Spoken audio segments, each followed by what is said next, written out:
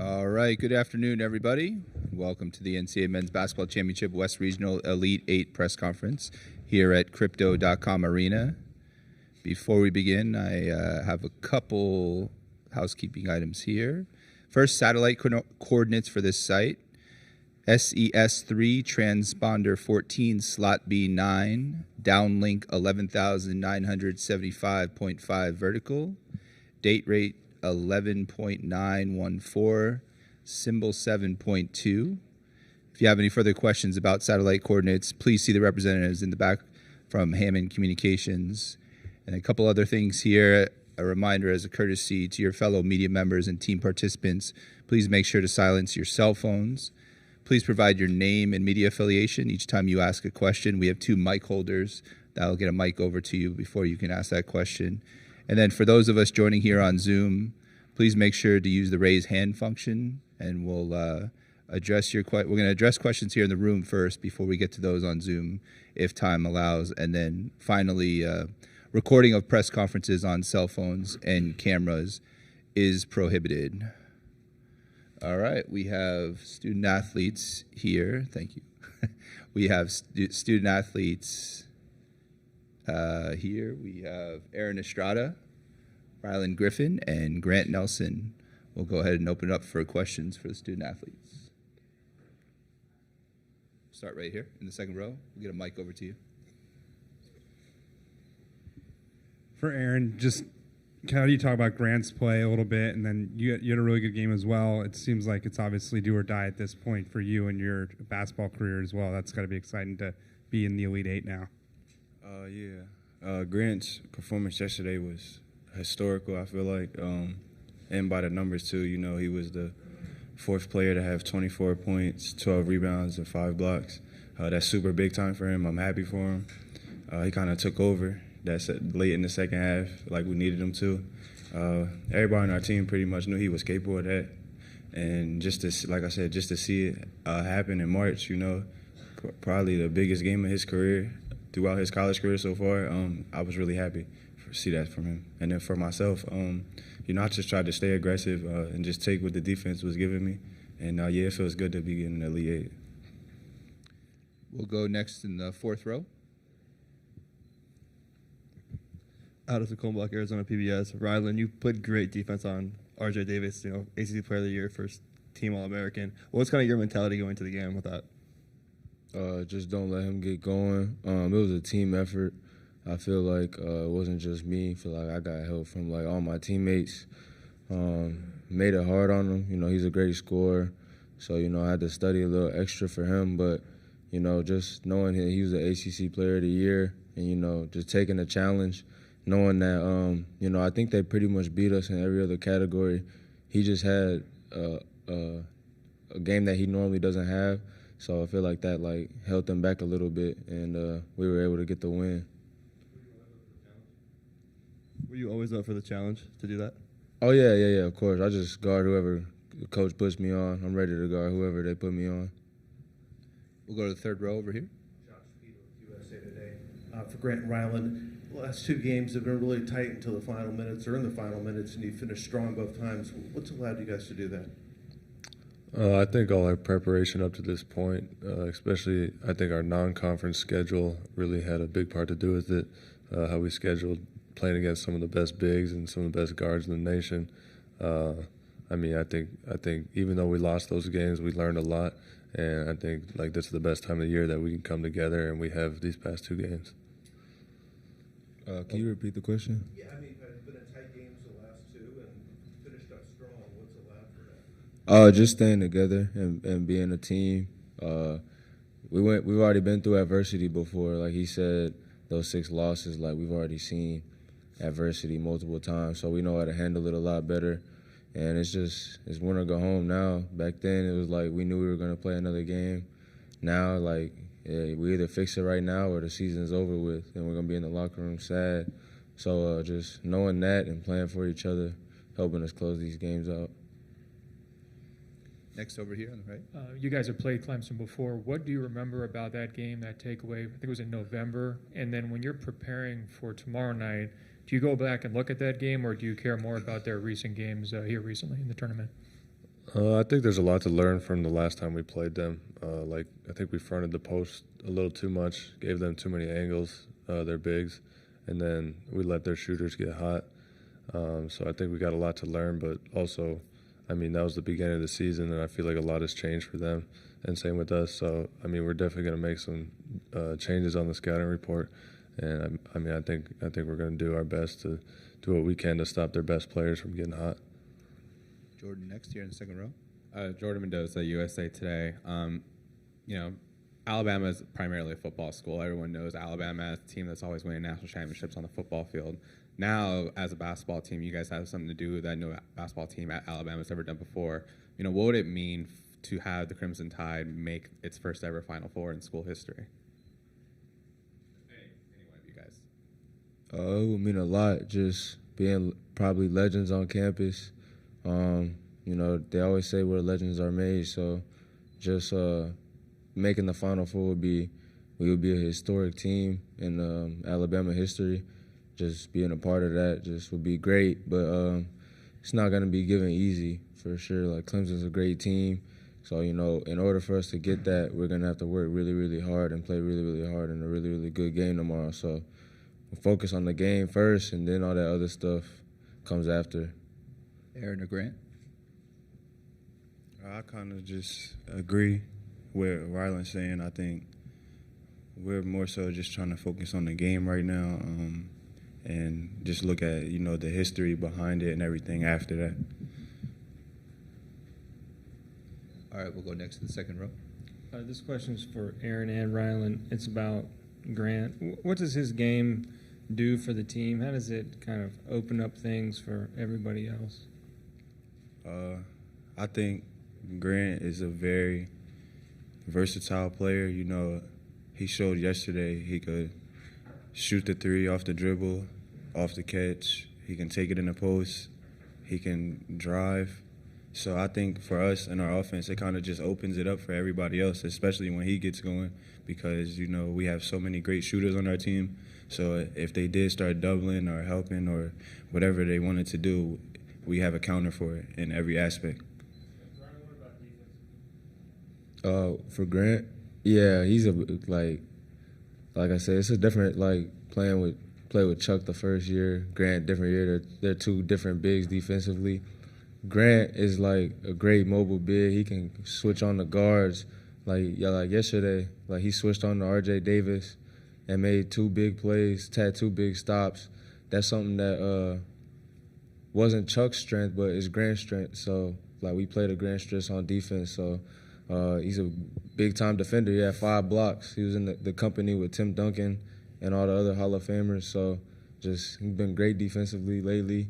And we know he's got a big challenge tomorrow, but we know he's going to meet the challenge and accept it. Keep it in the second row over here. Yep, Mike Rodak with 247. Just for Trelly, this was kind of a homecoming back to California. Hasn't been able to play yet. Just what have you said to him, and just where is he at mentally right now? For you, yeah. I talked to him. He said he wants to play, but he also wants us to win. So he doesn't want to do anything. He's handling his business with the doctors day to day or whatever. So he's just watching right now. But he's been a great coach on the sideline. So he's not playing, and of course he wants to play, but he's been a great coach on the sideline for us and getting us hype and just being a great teammate. So even though he's not playing, we still feel his presence all over the court. Third row. Katie Windham with Bama Central. For any of y'all, you already talked about playing Clemson earlier this season. Is there any or a little bit of revenge factor in this game, or for y'all is it more focusing on what y'all can accomplish in reaching the Final Four? I think as us being competitors, there's definitely a revenge factor. I mean, nobody wants to lose to a team twice, especially who you think you could beat. So I think that's just going to add even more fuel to us, and it's going to make us play harder. Do we have any other questions here in the room? We'll start in the back row. Kyle Kensing for Flow Hoops. This is for Aaron. When you enter the transfer portal, you're a two-time conference player of the year. Was there any difficulty in adjustment where, one night you can be the guy who's putting up 20, another you need to be the guy who's the defensive stopper? Was it difficult at all going from being like the guy that your team was focused around to being kind of more of the part of the whole sort of overall the five? Yeah, I don't think it was difficult. I think I adjusted pretty well. And I would say I'm a winner at the end of the day. I just want to win. So whatever the team needed me to do, whether it's score that night, rebound, get assists, play defense, I'm going to do it. So I think coming to Alabama was an easy adjustment for me. Go to the third row right here. Josh Peter with USA Today. For Grant, what's life been like since last night? Are they partying in Devil's Lake? Are you getting bombed with text messages? What's happening? Yeah, a lot of love coming from Devil's Lake and North Dakota as a whole, which has been amazing. Even before this game, just making it to the tournament and winning the first two games, just been getting a lot of love, even though, I feel like I didn't perform how I should have. I feel like I kind of let my teammates down, but, yeah, a lot of love from North Dakota. All right, let's go over to Zoom. We have Joe Reedy. Yep, thanks. Grant, just that first matchup against Clemson, what kind of matchup problems does Holland Scheifelen present for you? They could both get rebounds, which hurt us last time. They're both physical, and I think our scouting report wasn't perfect.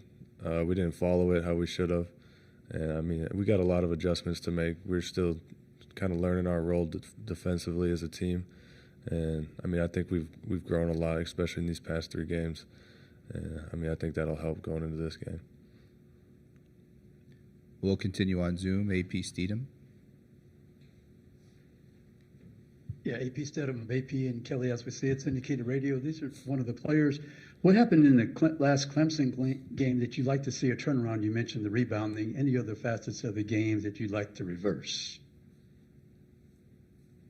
I would just say we need to just guard the post a little bit better. And we can't let their shooters come off of screens as easy as they did and hit threes. They were playing as good as anybody in the country at the time when they beat us. Then they had a little fallback, but now they're back to playing like that team that we played earlier in the season. And so we just got to make adjustments from that game. I think that's a good game to go back and watch because it was against us. We already played them already. We should use that to our advantage. We lost, so we obviously made a bunch of mistakes. So just watching that game and making sure we don't make those same mistakes and we come away with the win this time. We'll come back to the room in the fourth row. For Rylan or Aaron, Jonah Corral, Arizona PBS. Clemson, they really slowed down Arizona, made it more of a grinded-out kind of game. And I know you guys played a really high-octane offensive game last night, but against GCU was a much more scrappy, physical game. So can that game prepare you guys for what you'll face against Clemson? Yeah, I think it definitely can prepare us, but I ultimately think it just comes down to us getting stops. I think that's what really creates our pace, and when we play fast is when we get stops. So if we're able to just continue to get stops, we'll be able to run on anybody we play against. Anybody here in the room have any additional questions for the student athletes? How about anybody on Zoom? Please use the raise hand function if you have any questions. We have an additional question from AP. Yes, AP Stedham of AP and Kelly, as we see it, syndicated radio. Y'all had a pretty good night shooting. Why was that? Did you like those rims, the lighting? What was the reason y'all shot so well? We were getting good shots. We shoot a lot, shoot around. We know we're gonna have to shoot threes in the game. And it's just confidence. I feel like we shoot a lot of shots in the off season, during the season, and even right now, to shoot these type of shots in these type of games and make them. So I think that's just a confidence thing with us. Obviously, everybody on the team, we feel like when they shoot the ball, it's going to go in. So just everybody having that confidence helps you be able to make shots. Do we have any other questions here in the room for the student athletes? All right. Thank you, guys. We're all set. We'll have Coach Oats up here momentarily.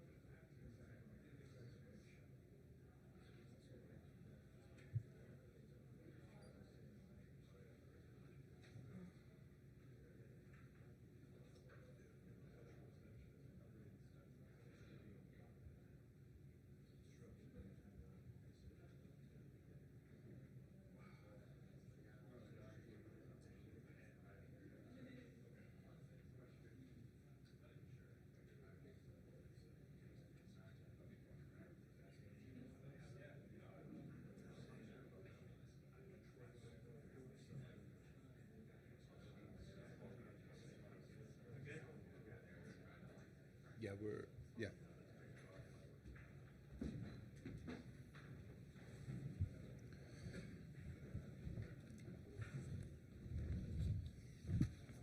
All right, now we welcome Alabama head coach Nate Oats to the dais. A couple of reminders before we begin.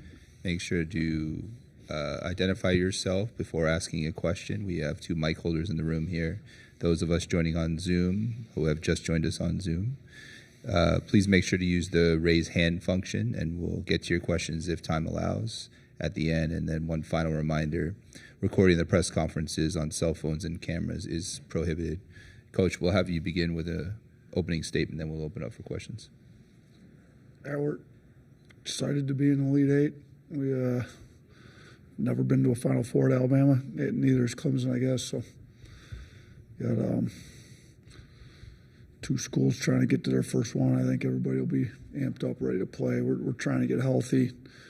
Guys kind of saw Pringle limping around out there. He had a heel bruise. He's been fighting through the year and got flared up, so he's getting treatment all day. Hopefully we can get him back. Reitzel continues to be evaluated by the doctor and the trainer. He's day to day. And other than that, other than Cosby being out with the fracture in his foot, we should be healthy. You know, Clemson, we played them in a non-conference. They were good. We didn't play well. They played well. We got to do a lot better. You know, they're going to make adjustments from the first game. We're going to make adjustments. They were way too comfortable shooting it. They shot over 50% from 3 when we played them at our place. So, and particularly in the second half, they were 8 of 11. So we got to do a better job with their shooters. I thought we did a good job last night with Carolina's shooters, making sure that their main shooters didn't get loose for free threes. So it's you know, short night because or a long night, however you want to look at it. Not much sleep, long night, not a lot of sleep, trying to get ready. But I think our players look pretty locked in early this morning when we went through video, and we'll have a short, light practice here this afternoon, and then try to get them rested. And I think fresh legs, fresh minds important for the game tomorrow. All right, we'll open it up for questions. Start in the second row.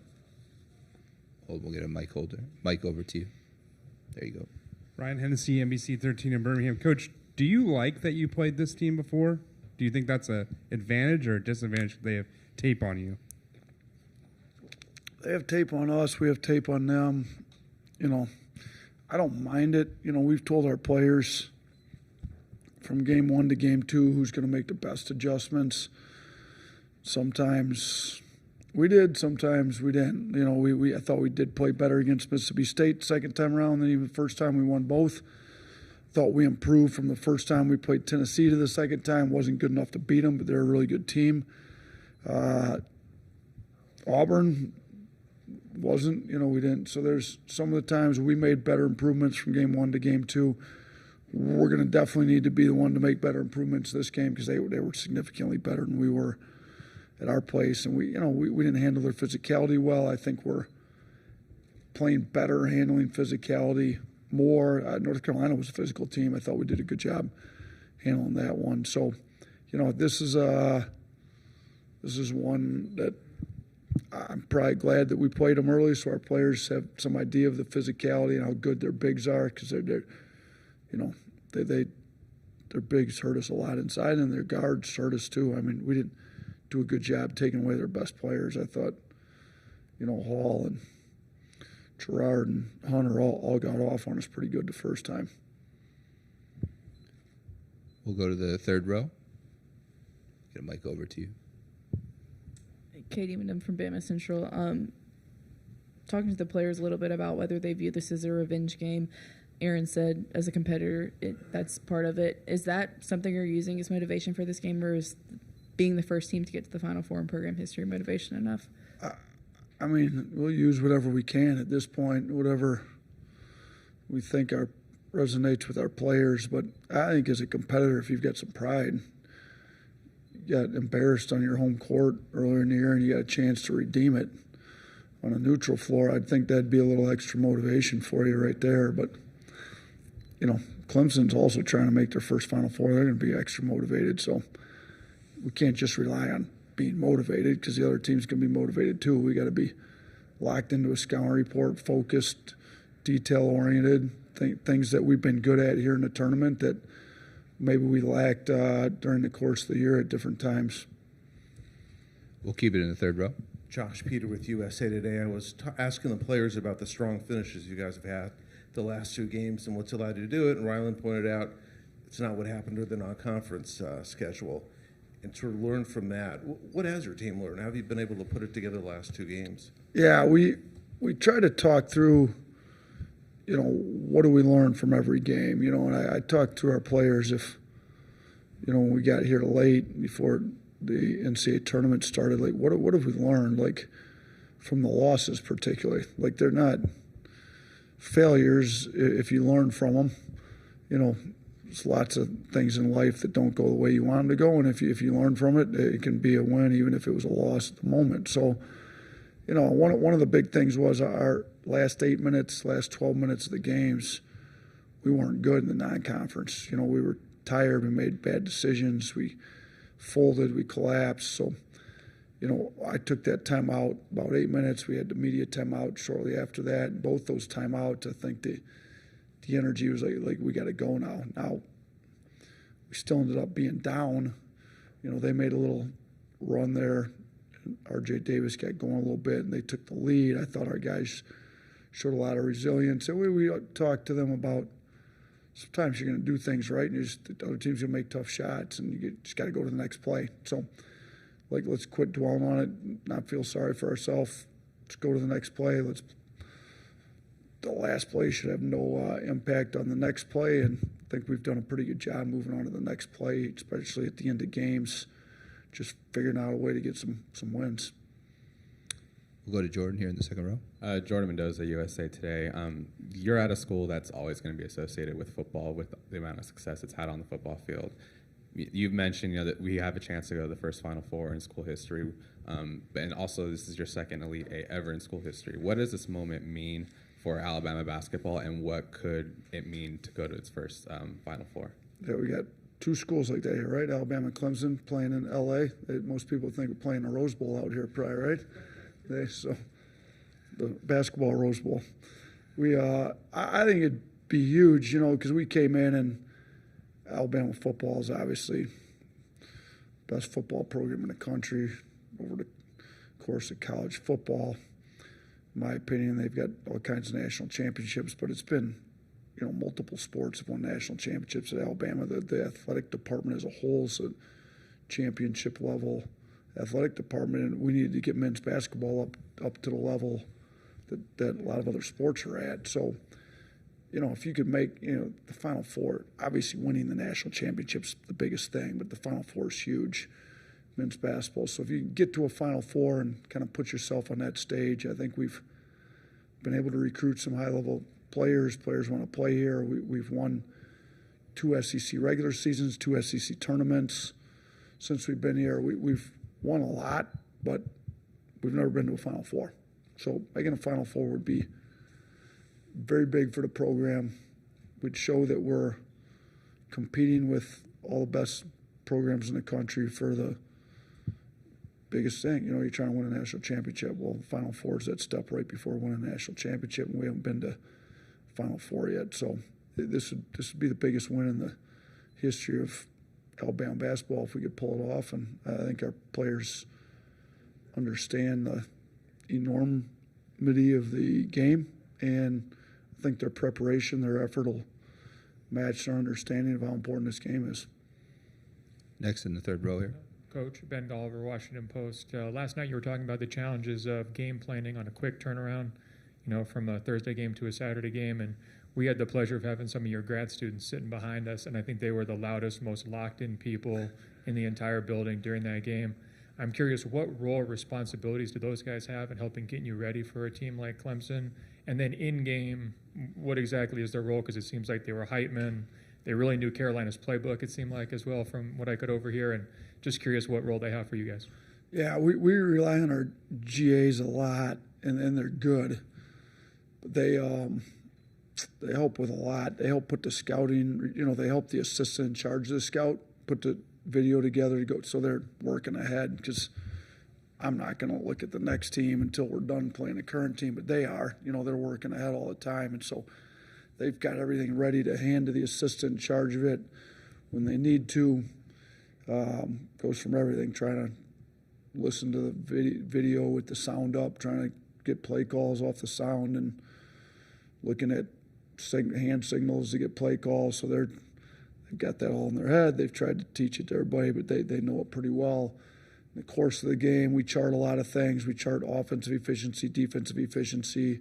They're charting that, paint touches, different things we've got I get an offensive sheet, a defensive sheet, a blue-collar sheet, and the general stats. So I got 4 sheets of paper in my hand every time out, and they're responsible for 3 of those 4, the offensive, defensive, and the blue-collar one. So, the GAs along with our regular undergrad managers, do a lot of work for us. So it's cool that everybody's super invested in wins and losses, from your head coach down to your managers to everybody in the program. I think we've got that. I think it's part of the reason we've been winning at the level we've been winning over the last 4 years, because you got everybody in the program super invested in winning and losing, and it's nice that you're able to sit by some of them that aren't even on the bench, and they're super invested in winning and losing. Over here, third row, and then we'll come to you guys.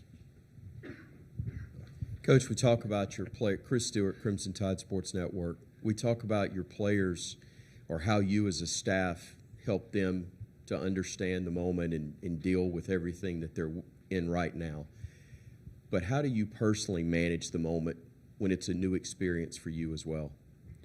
Yeah, that's a good question. It kind of takes me back to when I was interviewing with Danny White to get my first head coaching job in Division I, and Keith Dambride had kind of been running the league in the MAC at Akron, and he's made the tournament at Duquesne this year, and he's going to retire. He's a great coach, and he kind of asked me the question, when you look down and see Coach Dambride, it's my 5 players against his 5 players, it's not me against him. It's it's the same thing. We coached against some pretty good coaches in our league, coached against some pretty good coaches.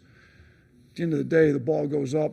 I'm coaching my 5 guys on the floor, everybody else coach, and I got to prepare myself to coach the 5 guys on the floor and the guys on the bench. And I've done that hundreds of times as a high school coach, and you kind of just lose yourself in the game and start coaching. So how do I prepare myself? I mean, I didn't have to do all this at Romulus, but I coached a few hundred games at Romulus, and when the ball goes up, it's not that much different. There's a few more cameras on me around here. There's a few more people in the stands. My players need to feel the energy coming from me. They need to know that I know what I'm doing, so I got to prepare myself so that I'm the most prepared coach going in, and they know it, and they've got confidence in that. I got to sell them on the fact that we're the most prepared team, because we're going to be. Our guys always go into games with a ton of confidence, knowing we got the scouting report down. They just got to execute it and play hard. That's what I do. So I don't, after the season's over, if we can win another game and you understand that you made a Final Four, there'll probably be some time to relax and reminisce on it and think about how great it was. But right now, we got to win another game. This doesn't happen very often. We've only been to one other Elite Eight in the history of Alabama. It was 20 years ago. You don't want to take this for granted. I told our players, don't, Coach Saban calls it rat poison all the time, but if you wanted, you could get on your phone and look at the social media and type your name in and see hundreds of people talking about how great you were. That has nothing to do with preparing to play the next game. So I told them, if you want to get to a Final Four, you got to be disciplined enough to put that rat poison out, get locked in on what we need to do for the next 24 hours, be prepared to beat this team, because anything else is a total distraction. I said, like every minute for the next 24 hours needs to go into recovery with the trainer, and some of that's a nap and sleep, some of it's being with the trainer, or preparation to win the game. Anything else, if you're not disciplined enough to stay off social media and not waste a bunch of time doing that, I don't know how serious you are about winning. The same thing goes for me. keep any social media on my phone during the season because I think it's nothing against you reporters, and maybe it's the people out there on Twitter that aren't reporters, but you win a game and you're the best thing ever. You lose a game and you're the worst coach. I can't live my life like this, so I don't have social media on my phone during the season. I can get on it on the computer if I choose, but you get on it, next thing you know, you wasted an hour that you should have been preparing for a team. So I got to be disciplined to get myself ready to play. The players need to be disciplined to get themselves ready to play. And once the ball goes up, we got 40 minutes of being locked in, super intense. You can't kind of ask the players, why do you play? Well, why do I coach? I got this competitive nature about me. You can't match that 40 minutes of competitiveness with anything else you do in life. And I love it. I got to get myself ready to do it. And I don't think there's much else. I got to get ready to coach this game just like I get ready to coach any other game. Go to the fourth row. Hey, Coach. Jonah Krell, Arizona PBS. Building off of that, you were talking about kind of your coaching mindset there. Have there been any previous coaching mentors or peers of yours that have reached out to you, maybe a text or something, giving you some words of advice to give you that direction and tell your players, like you just said? Yeah, I mean, Coach Saban's been good. The whole next deal, I kind of pull off a conversation with him. He texted me, next play, next kick. He doesn't do much text. He didn't text at all. I probably shouldn't even say text because I think he's not supposed to text. But now that he's not coaching anymore, maybe he texts. So if I wasn't supposed to tell anybody he texts, I apologize to Coach Saban. But he did send me a short text, and he was good with it. He's been great. He's a resource I've got. He's still got an office on campus, so I'm going to use that resource. I think he's the best team sports coach in the modern history of team sports and college athletics. Like, he's great to have there. And there's some other coaches. I don't know that I'd necessarily have mentors. Obviously Bobby Hurley hired me. Bobby's been great. I'm friends with Danny. He's doing a great job, but I haven't talked to them a whole lot. Danny's trying to get his own team to a Final Four and doing a pretty good job, it looks like.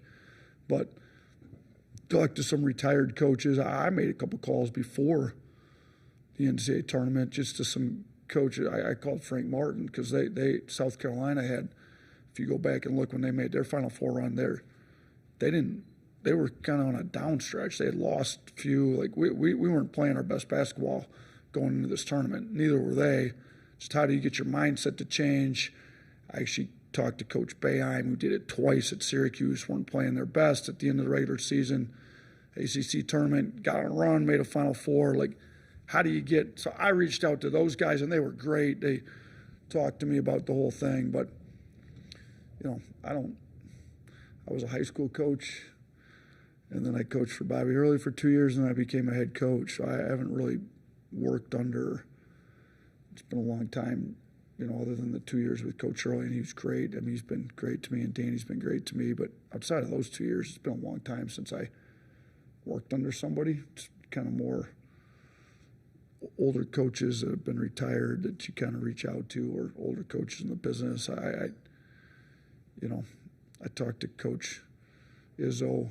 He's been great to me when I was in Detroit. He was great to me. He talked to me about North Carolina just because they had played him and I knew him. I spent all kinds of time up watching them practice. I really looked up to him when I was a high school coach in Detroit, and he was great. But yeah, little couple guys here and there. We got time for one more question. Go ahead. Miss Terry said that Nick Saban sent his first email too recently. So you're in the does, clear there. I think. Okay, he's in the clear. So yeah. he's texting, emailing, and technology savant now. Yeah. But I want to ask about, this is your 11th night on the road together. Just how have players handled that? Has there been a benefit to that, knowing that if you went home early, that it'll be the end of it for you this season? Yeah, I hope they like being with each other, so they want to spend a few more nights together on the road in a hotel. But I think they've gotten close. I think our leadership's been great. Guys are pulling for each other. And shoot, you saw when your best player, all year, and Mark Sears, and he almost sleepwalks to 20 points on some nights. Like, he didn't get to 20 last night. He was as happy as anybody. He was telling me to run stuff for Grant Nelson late in the game. Like, I think guys get a little closer being with each other all the time. When they get close and there's that Coach Murphy's word. Coach Murphy came in. Coach Murphy's been texting me a little bit too with softball. He's been great, but he's, they taking on this whole Mudita. He explained to our guys what Mudita means, and we've kind of got shirts made and kind of tried to make it our deal.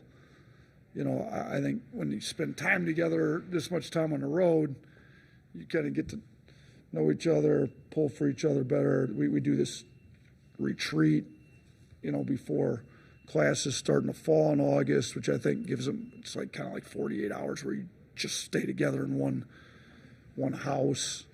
Now we're not all in the same house. We're in the same hotel and right down the hall from each other, but it's been good.